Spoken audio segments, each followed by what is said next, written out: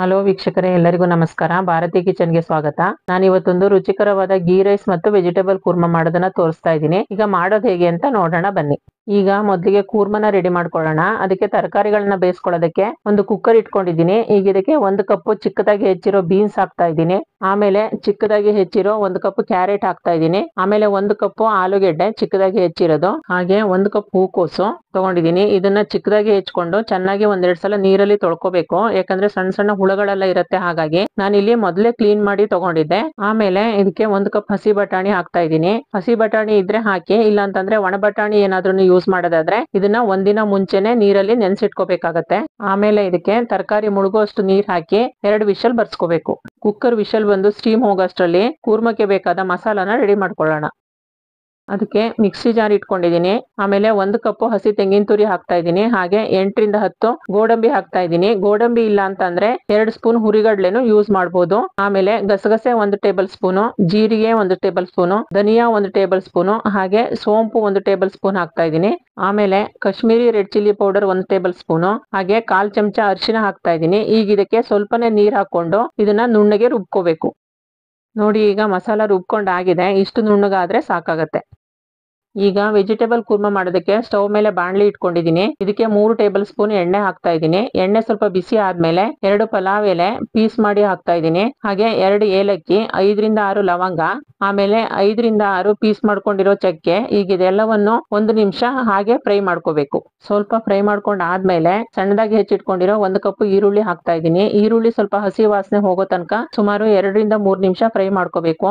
ಈರುಳ್ಳಿ ಚೆನ್ನಾಗಿ ಫ್ರೈ ಮಾಡ್ಕೊಂಡ್ರೆ ರುಚಿನೂ ತುಂಬಾ ಚೆನ್ನಾಗಿರತ್ತೆ. ಹಾಗೆ ಈ ತರ ಫ್ರೈ ಮಾಡ್ಬೇಕಾದ್ರೆ ಊರಿನ ಮೀಡಿಯಂ ಆಗಿ ಇಟ್ಕೊಳ್ಳಿ, ಇಲ್ಲ ಅಂತಂದ್ರೆ ಸೀದೋಗತ್ತೆ. ಹಾಗೆ 2 ನಿಮಿಷ ಫ್ರೈ ಮಾಡ್ಕೊಂಡ್ ಆದ್ಮೇಲೆ ಈಗ ಇದಕ್ಕೆ 1 ಚಮಚ ಶುಂಠಿ ಬೆಳ್ಳುಳ್ಳಿ ಪೇಸ್ಟ್ ಹಾಕ್ತಾ ಇದ್ದೀನಿ. ಆಮೇಲೆ 1 ಚಮಚ ಗರಂ ಮಸಾಲ ಪುಡಿ ಹಾಕ್ತಾ ಇದ್ದೀನಿ. ಇದೆರಡನ್ನು ಹಾಕಿದ್ಮೇಲೆ ಶುಂಠಿ ಬೆಳ್ಳುಳ್ಳಿ ಪೇಸ್ಟ್ ಹಸಿ ವಾಸನೆ ಹೋಗೋ ತನಕ ಮತ್ತೆ ಸುಮಾರು 2 ನಿಮಿಷ ಫ್ರೈ ಮಾಡ್ಕೋಬೇಕು.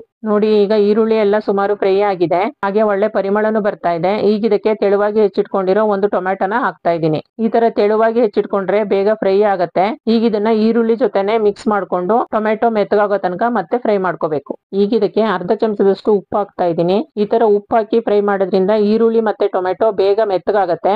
ನೋಡಿ, ಇವಾಗ ಈರುಳ್ಳಿ ಮತ್ತೆ ಟೊಮೆಟೊ ಎಲ್ಲ ಮೆತ್ತಗಾಗಿದೆ, ಒಳ್ಳೆ ಪರಿಮಳನು ಬರ್ತಾ ಇದೆ. ಈಗ ಇದಕ್ಕೆ ರುಬ್ಬಿಟ್ಕೊಂಡಿರೋ ಮಸಾಲಾನ ಹಾಕ್ತಾ ಇದ್ದೀನಿ. ಹಾಗೆ ಮಿಕ್ಸಿ ಜಾರಲ್ಲಿ ಸ್ವಲ್ಪ ಮಸಾಲ ಉಳಿದಿತ್ತು, ಅದಕ್ಕೆ ಸ್ವಲ್ಪ ನೀರ್ ಹಾಕಿ ಅದನ್ನು ಹಾಕ್ತಾ ಇದ್ದೀನಿ. ಮಸಾಲ ಹಾಕಿದ್ಮೇಲೆ ಫ್ರೈ ಆಗಿರೋ ಮಸಾಲೆಗಳೆಲ್ಲ ಹೊಂದ್ಕೊಳ್ಳೋ ತರ ಸೌಟಿಂದ ಚೆನ್ನಾಗಿ ಮಿಕ್ಸ್ ಮಾಡ್ಕೋಬೇಕು. ಮಿಕ್ಸ್ ಮಾಡ್ಕೊಂಡ್ ಆದ್ಮೇಲೆ ಈಗ ಇದಕ್ಕೆ ಮೊದಲೇ ಬೇಯಿಸಿಟ್ಕೊಂಡಿರೋ ತರಕಾರಿಗಳನ್ನೆಲ್ಲ ಹಾಕ್ತಾ ಇದ್ದೀನಿ. ತರಕಾರಿಗಳನ್ನ ಹಾಕಿದ್ಮೇಲೆ ಮಸಾಲೆಗಳ ಜೊತೆ ಹೊಂದ್ಕೊಳ್ಳೋ ತರ ಚೆನ್ನಾಗಿ ಮಿಕ್ಸ್ ಮಾಡ್ಕೋಬೇಕು. ಇದು ತುಂಬಾ ಗಟ್ಟಿಯಾಗಿನೂ ಇರಬಾರ್ದು, ಹಾಗೆ ತುಂಬಾ ನೀರಾಗಿನೂ ಇರಬಾರ್ದು. ಸ್ವಲ್ಪ ಗ್ರೇವಿ ತರ ಇರ್ಬೇಕು, ಅಂದ್ರೆ ಸಾಂಬಾರ್ ತರ ಎಲ್ಲ ಇರಬಾರ್ದು, ಸ್ವಲ್ಪ ಗೊಜ್ಜು ತರ ಇರ್ಬೇಕು. ನೋಡಿ, ಈಗ ಎಲ್ಲ ಚೆನ್ನಾಗಿ ಮಿಕ್ಸ್ ಮಾಡ್ಕೊಂಡ್ ಆಗಿದೆ. ಈಗ ಇದಕ್ಕೆ ರುಚಿಗೆ ತಕ್ಕಷ್ಟು ಉಪ್ಪು ಹಾಕ್ತಾ ಇದ್ದೀನಿ. ಹಾಗೆ ನಾವು ಈರುಳ್ಳಿ ಮತ್ತೆ ಟೊಮೆಟೊ ಫ್ರೈ ಮಾಡುವಾಗ ಸ್ವಲ್ಪ ಉಪ್ಪು ಹಾಕಿತ್ತು, ಹಾಗಾಗಿ ನೋಡ್ಕೊಂಡು ಹಾಕ್ಬೇಕಾಗತ್ತೆ. ಉಪ್ಪು ಹಾಕಿದ್ಮೇಲೆ ಇನ್ನೊಂದ್ಸಲ ಚೆನ್ನಾಗಿ ಮಿಕ್ಸ್ ಮಾಡ್ಕೋಬೇಕು. ನಾವು ತರಕಾರಿಗಳನ್ನ ಮೊದಲೇ ಬೇಯಿಸಿರೋದ್ರಿಂದ ಮತ್ತೆ ಜಾಸ್ತಿ ಹೊತ್ತು ಬೇಯಿಸೋ ಅವಶ್ಯಕತೆ ಏನು ಇರಲ್ಲ. ನೋಡಿ, ಈಗ ಎಲ್ಲ ಚೆನ್ನಾಗಿ ಮಿಕ್ಸ್ ಆಗಿದೆ. ಈಗ ಇದ್ರ ಮೇಲೆ ಮುಚ್ಚಳ ಮುಚ್ಚಿ ಮೀಡಿಯಂ ಊರಿನ ಇಟ್ಕೊಂಡು ಸುಮಾರು 10 ನಿಮಿಷ ಕುದಿಸ್ಕೋಬೇಕು. ನೋಡಿ, ಈಗ 10 ನಿಮಿಷ ಆಗಿದೆ. ಮುಚ್ಚಳ ತೆಗಿತಾ ಇದ್ದೀನಿ. ನೋಡ್ತಾ ಇದ್ದೀರಲ್ಲ ಎಷ್ಟು ಚೆನ್ನಾಗಿ ಕುದಿತಾ ಇದೆ ಅಂತ. ಇವಾಗ ಮತ್ತೆ ಒಂದ್ಸಲ ಮಿಕ್ಸ್ ಮಾಡೋಣ. ನೋಡಿ, ಈಗ ಕೂರ್ಮಾ ಒಳ್ಳೆ ಗ್ರೇವಿ ತರ ಆಗಿದೆ, ಒಳ್ಳೆ ಕಲರ್ ಕೂಡ ಬಂದಿದೆ. ಈ ತರ ಕನ್ಸಿಸ್ಟೆನ್ಸಿ ಇದ್ರೆ ಸಾಕು. ಇದು ಸ್ವಲ್ಪ ತಣ್ಣಗಾದ್ರೆ ಇನ್ನೂ ಸ್ವಲ್ಪ ಗಟ್ಟಿ ಆಗತ್ತೆ. ಈಗ ಇದಕ್ಕೆ ಚಿಕ್ಕದಾಗಿ ಹೆಚ್ಚಿರೋ ಕೊತ್ತಂಬರಿ ಸೊಪ್ಪು ಹಾಕ್ತಾ ಇದ್ದೀನಿ. ಕೊತ್ತಂಬರಿ ಸೊಪ್ಪು ಹಾಕಿದ್ಮೇಲೆ ಮತ್ತೆ ಇನ್ನೊಂದ್ಸಲ ಚೆನ್ನಾಗಿ ಮಿಕ್ಸ್ ಮಾಡ್ಕೋಬೇಕು. ಈಗ ವೆಜಿಟೇಬಲ್ ಕೂರ್ಮಾ ರೆಡಿ ಆಗಿದೆ. ಈಗ ಗೀ ರೈಸ್ ಮಾಡೋದು ಹೇಗೆ ಅಂತ ನೋಡೋಣ ಬನ್ನಿ. ನಾನಿಲ್ಲಿ ಗೀ ರೈಸ್ ಮಾಡೋದಕ್ಕೆ ಈ ಕಪ್ ನಲ್ಲಿ 2 ಕಪ್ ಬಾಸುಮತಿ ರೈಸ್ ತಗೊಂಡು ಒಂದು ಬೌಲ್ಗೆ ಹಾಕಿಟ್ಕೊಂಡಿದ್ದೀನಿ. ಈಗ ಇದಕ್ಕೆ ಸ್ವಲ್ಪ ನೀರ್ ಹಾಕೊಂಡು ಅಕ್ಕಿನ ನಿಧಾನವಾಗಿ 1-2 ಸಲ ತೊಳ್ಕೊಬೇಕು, ಯಾಕಂದ್ರೆ ಧೂಳೆಲ್ಲ ಇರುತ್ತೆ. ಹಂಗಾಗಿ 2 ಸಲ ತೊಳ್ಕೊಂಡ್ ಆದ್ಮೇಲೆ ಅಕ್ಕಿ ಮುಳುಗುವಷ್ಟು ನೀರ್ ಹಾಕಿ 10 ನಿಮಿಷ ನೆನೆಸ್ಕೋಬೇಕು. ಈ ತರ ಮೊದ್ಲೇ ನೆನೆಸೋದ್ರಿಂದ ಬೇಗ ಬೇಯತ್ತೆ ಮತ್ತೆ ಸಾಫ್ಟ್ ಆಗಿನೂ ಬರುತ್ತೆ. ಗೀ ರೈಸ್ ಮಾಡೋದಕ್ಕೆ ಸ್ಟವ್ ಮೇಲೆ ಒಂದು ಕುಕ್ಕರ್ ಇಟ್ಕೊಂಡಿದ್ದೀನಿ. ಈಗ ಇದಕ್ಕೆ 3 ಟೇಬಲ್ ಸ್ಪೂನ್ ತುಪ್ಪ ಹಾಕ್ತಾ ಇದ್ದೀನಿ. ನಾವು ಮಾಡ್ತಾ ಇರೋದು ಗೀ ರೈಸ್ ಆಗಿರೋದ್ರಿಂದ ತುಪ್ಪನೇ ಜಾಸ್ತಿ ಹಾಕ್ಬೇಕು. ಹಾಗೆ ಇದ್ರ ಜೊತೆ 2 ಟೇಬಲ್ ಸ್ಪೂನ್ ಎಣ್ಣೆನೂ ಹಾಕ್ತಾ ಇದ್ದೀನಿ. ಈಗ ತುಪ್ಪ ಮತ್ತು ಎಣ್ಣೆ ಸ್ವಲ್ಪ ಬಿಸಿ ಆದ್ಮೇಲೆ 5ರಿಂದ 6 ಲವಂಗ, 4 ಏಲಕ್ಕಿ, ಆಮೇಲೆ 2 ಅನಾನಸ್ ಫ್ಲವರು, 4 ಪೀಸ್ ಮಾಡ್ಕೊಂಡಿರೋ ಚಕ್ಕೆ, ಹಾಗೆ ಪಲಾವ್ ಎಲೆ 2, ಆಮೇಲೆ ಸ್ವಲ್ಪ ಕಸ್ತೂರಿ ಮೇಥಿ ಹಾಕ್ತಾ ಇದ್ದೀನಿ. ಈ ತರ ಫ್ರೈ ಮಾಡುವಾಗ ಹಾಕೋದ್ರಿಂದ ಒಳ್ಳೆ ಪರಿಮಳನೂ ಬರುತ್ತೆ, ಹಾಗೆ ರುಚಿನೂ ಚೆನ್ನಾಗಿರುತ್ತೆ. ಆಮೇಲೆ 1/2 ಚಮಚ ಜೀರಿಗೆ, 1 ಚಮಚ ಸೋಂಪು, ಇದೆಲ್ಲವನ್ನು ಫ್ಲೇವರ್ಗೋಸ್ಕರ ಹಾಕ್ತಾ ಇರೋದು. ಈಗ ಇದನ್ನ ಮೀಡಿಯಂ ಊರಿನ ಇಟ್ಕೊಂಡು ಒಳ್ಳೆ ಘಮ ಬರೋ ತನಕ ಫ್ರೈ ಮಾಡ್ಕೋಬೇಕು. ನೋಡಿ ಇವಾಗ ಎಲ್ಲ ಫ್ರೈ ಆಗಿದೆ, ಒಳ್ಳೆ ಪರಿಮಳನು ಬರ್ತಾ ಇದೆ. ಇವಾಗ 4 ರಿಂದ 5 ಸೀಳಿ ಇಟ್ಕೊಂಡಿರೋ ಹಸಿಮೆಣಸಿನಕಾಯಿ ಹಾಕ್ತಾ ಇದ್ದೀನಿ. ಹಾಗೆ ತೆಳುವಾಗಿ ಹೆಚ್ಚಿಟ್ಕೊಂಡಿರೋ 1 ಕಪ್ ಈರುಳ್ಳಿ ಹಾಕ್ತಾ ಇದ್ದೀನಿ. ಈಗ ಇದೆಲ್ಲವನ್ನು ಮತ್ತೆ ಫ್ರೈ ಮಾಡ್ಕೋಬೇಕು. ಈರುಳ್ಳಿ ಸ್ವಲ್ಪ ಕಲರ್ ಚೇಂಜ್ ಆಗೋ ತನಕ ಫ್ರೈ ಮಾಡ್ಕೋಬೇಕು. ಈ ತರ ಫ್ರೈ ಮಾಡ್ಕೊಳ್ಳೋದ್ರಿಂದ ಗೀ ರೈಸ್ ರುಚಿನೂ ಚೆನ್ನಾಗಿರುತ್ತೆ. ಈರುಳ್ಳಿ ಸ್ವಲ್ಪ ಫ್ರೈ ಮಾಡ್ಕೊಂಡಾದ್ಮೇಲೆ 1 ಚಮಚ ಶುಂಠಿ ಬೆಳ್ಳುಳ್ಳಿ ಪೇಸ್ಟ್ ಹಾಕ್ತಾ ಇದ್ದೀನಿ. ಶುಂಠಿ ಬೆಳ್ಳುಳ್ಳಿ ಪೇಸ್ಟ್ ಹಾಕಿದ್ಮೇಲೆ ಮತ್ತೆ ಚೆನ್ನಾಗಿ ಮಿಕ್ಸ್ ಮಾಡ್ಕೊಂಡು ಫ್ರೈ ಮಾಡ್ಕೋಬೇಕು.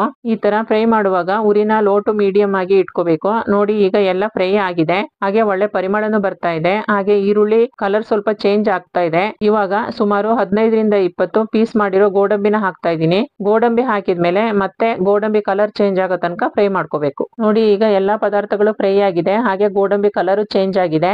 ಇವಾಗ ಮೊದಲೇ ನೆನ್ಸಿಟ್ಕೊಂಡಿರೋ ಬಾಸುಮತಿ ಅಕ್ಕಿನ ಹಾಕ್ತಾ ಇದ್ದೀನಿ. ಅಕ್ಕಿ ಹಾಕಿದ್ಮೇಲೆ ಈ ತರ ನಿಧಾನವಾಗಿ ಮಿಕ್ಸ್ ಮಾಡ್ಕೊಳ್ಳಿ, ಯಾಕಂದ್ರೆ ಅಕ್ಕಿ ಮುರಿಬಾರ್ದು, ಇಡೀ ಇಡಿಯಾಗಿನೇ ಇರ್ಬೇಕು. ನೋಡಿ ಈ ತರ ಮೊದಲೇ ಮಿಕ್ಸ್ ಮಾಡ್ಕೊಳ್ಳೋದ್ರಿಂದ ಮಸಾಲೆಗಳೆಲ್ಲ ಚೆನ್ನಾಗಿ ಹಿಡಿಯುತ್ತೆ. ಈಗ ಇದಕ್ಕೆ 2 ಕಪ್ ಹಾಲು ಹಾಕ್ತಾ ಇದ್ದೀನಿ. ಹಾಲು ಹಾಕೋದ್ರಿಂದ ಗೀ ರೈಸ್ ಒಳ್ಳೆ ಕಲರ್ ಬರುತ್ತೆ. ಹಾಲ್ ಬದಲು ತೆಂಗಿನಕಾಯಿ ಹಾಲ್ನಾದ್ರೂ ಯೂಸ್ ಮಾಡ್ಬೋದು. ತೆಂಗಿನಕಾಯಿ ಹಾಲು ಯೂಸ್ ಮಾಡೋದಾದ್ರೆ ಹಸಿ ತೆಂಗಿನಕಾಯಿನ ರುಬ್ಬಿ ಹಾಲ್ನ ತೆಕ್ಕೋಬೇಕಾಗತ್ತೆ. ನಾನು 2 ಕಪ್ ಹಾಲು ಹಾಕಿದ್ದೆ. ಈಗ ಅದೇ ಕಪ್ ನಲ್ಲಿ 2 ಕಪ್ ನೀರ್ ಹಾಕ್ತಾ ಇದ್ದೀನಿ. ನಾನು 2 ಕಪ್ ಅಕ್ಕಿ ತಗೊಂಡಿದ್ದೆ, ಟೋಟಲ್ ಆಗಿ 4 ಕಪ್ ಸಾಕಾಗತ್ತೆ. ಅಂದ್ರೆ 2 ಕಪ್ ಹಾಲು ಮತ್ತೆ 2 ಕಪ್ ನೀರು. ಈಗ ಇದನ್ನ ಒಂದ್ಸಲ ನಿಧಾನಕ್ಕೆ ಚೆನ್ನಾಗಿ ಮಿಕ್ಸ್ ಮಾಡ್ಕೋಬೇಕು. ಮಿಕ್ಸ್ ಮಾಡ್ಕೊಂಡ್ ಆದ್ಮೇಲೆ ಸ್ವಲ್ಪ ಪುದೀನ ಸೊಪ್ಪು ಮತ್ತೆ ಸ್ವಲ್ಪ ಕೊತ್ತಂಬರಿ ಸೊಪ್ಪು ಹಾಕ್ತಾ ಇದ್ದೀನಿ. ಈಗ ಮತ್ತೆ ಮಿಕ್ಸ್ ಮಾಡಿ 1 ಕಪ್ ಹಸಿ ಬಟಾಣಿ ಹಾಕ್ತಾ ಇದ್ದೀನಿ. ಹಸಿ ಬಟಾಣಿ ಇಲ್ಲ ಅಂತಂದ್ರೆ ಒಣಗಿರೋ ಬಟಾಣಿ ಏನಾದ್ರೂ ಯೂಸ್ ಮಾಡೋದಾದ್ರೆ 1 ದಿನ ಮುಂಚೆನೆ ನೆನ್ಸಿಟ್ಕೋಬೇಕಾಗತ್ತೆ. ಈಗ ಮತ್ತೆ ಇನ್ನೊಂದ್ಸಲ ಮಿಕ್ಸ್ ಮಾಡಿ ರುಚಿಗೆ ತಕ್ಕಷ್ಟು ಉಪ್ಪು ಹಾಕಿ, ಉಪ್ಪು ಹಾಕಿದ್ಮೇಲೆ ಚೆನ್ನಾಗಿ ಮಿಕ್ಸ್ ಮಾಡಿ ಈಗ ಇದನ್ನ ಕುದಿಯೋದಕ್ಕೆ ಬಿಡಬೇಕು. ನೋಡಿ ಈಗ ಕುದಿಯೋದಕ್ಕೆ ಶುರುವಾಗಿದೆ. ಈಗ ಮುಚ್ಚಳ ಮುಚ್ಚಿ ಮೀಡಿಯಂ ಊರಿನ ಇಟ್ಟು 2 ವಿಷಲ್ ಬರ್ಸ್ಬೇಕು. ನೋಡಿ ಈಗ ಕುಕ್ಕರ್ 2 ವಿಷಲ್ ಆಗಿ ಸ್ಟೀಮ್ ಕೂಡ ಹೋಗಿದೆ. ಮುಚ್ಚಳ ತೆಗಿತಾ ಇದ್ದೀನಿ. ನೋಡಿ ಈಗ ಚೆನ್ನಾಗಿ ಬೆಂದಿದೆ. ಆಮೇಲೆ ಒಂದ್ ಸೌಟ್ ತಗೊಂಡು ನಿಧಾನವಾಗಿ ಈ ತರ ಮಿಕ್ಸ್ ಮಾಡ್ಕೋಬೇಕು. ಇಲ್ಲ ಅಂದ್ರೆ ಅನ್ನ ಎಲ್ಲ ಮುದ್ದೆ ತರ ಆಗ್ಬಿಡತ್ತೆ. ಗೀ ರೈಸ್ನು ಮೃದುವಾಗಿ ಇರ್ಬೇಕು. ಬೇಯಿಸುವಾಗ ಹಾಕಿರೋ ಮಸಾಲೆಗಳೆಲ್ಲ ಮೇಲ್ ಬಂದಿರತ್ತೆ, ಹಾಗಾಗಿ ಈ ತರ ಕೆಳಗೆ ಮೇಲೆ ಎಲ್ಲ ತಿರುಗಿಸ್ಕೊಂಡು ಚೆನ್ನಾಗಿ ಮಿಕ್ಸ್ ಮಾಡ್ಕೋಬೇಕು. ನೋಡಿ ಈಗ ಎಲ್ಲ ಮಿಕ್ಸ್ ಆಗಿದೆ, ನೋಡೋದಕ್ಕೂ ತುಂಬಾ ಚೆನ್ನಾಗಿ ಕಾಣ್ತಾ ಇದೆ. ಈಗ ಗೀ ರೈಸ್ ರೆಡಿ ಆಗಿದೆ. ಈಗ ಇದನ್ನ ಕೂರ್ಮಾ ಜೊತೆ ಸರ್ವ್ ಮಾಡ್ಬೇಕು. ನೋಡಿದ್ರಲ್ಲ ವೀಕ್ಷಕರೇ, ರುಚಿ ರುಚಿಯಾದ ಗೀ ರೈಸ್ ರೆಡಿ ಆಗಿದೆ. ಇದನ್ನ ಬ್ರೇಕ್ಫಾಸ್ಟ್ ಗೆ, ಲಂಚ್ ಗೆ, ಡಿನ್ನರ್ ಗೆ ಎಲ್ಲದಕ್ಕೂ ಮಾಡ್ಕೋಬಹುದು. ಹಾಗೆ ಇದಕ್ಕೆ ಸ್ವಲ್ಪ ವೆಜಿಟೇಬಲ್ ಕೂರ್ಮನ ಹಾಕ್ತಾ ಇದ್ದೀನಿ. ಇದ್ರ ಜೊತೆ ಈ ತರ ಕೂರ್ಮ ಹಾಕೊಂಡ್ ತಿಂದ್ರೆ ರುಚಿ ಇನ್ನೂ ಚೆನ್ನಾಗಿರುತ್ತೆ. ನೀವು ಒಂದ್ಸಲ ಈ ತರ ಮಾಡಿ ನೋಡಿ. ಈ ವಿಡಿಯೋ ನೋಡಿದ್ದಕ್ಕಾಗಿ ಧನ್ಯವಾದಗಳು.